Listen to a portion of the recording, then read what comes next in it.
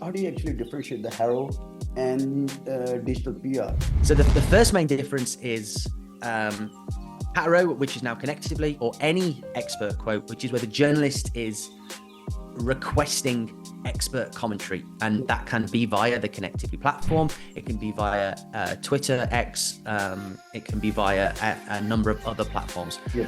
And that is them casting a wide net, looking for expertise to come to them in order for them to quote you within an article that they are already working on. Yep. So the benefits of that are that you can cherry pick to a certain extent the domains, because they'll almost always tell you what publication it is that they're writing for.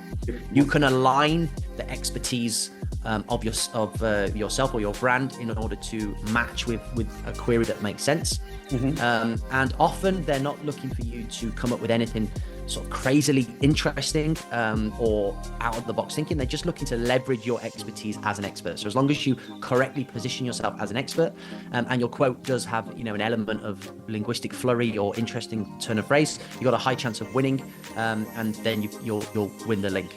Now the downside to that is it's not going to be 100% matching necessarily with your brand voice or your brand, but it's much more of an SEO play. So if you're in the real estate niche, let's say, then we can answer expert commentary or requests on things like real estate queries, interior design queries, and we can win links on some huge websites. And another thing is, many of the websites that do expert quotes, or the journalists that are writing for the publications that do expert quote commentary, they're not receptive to PR.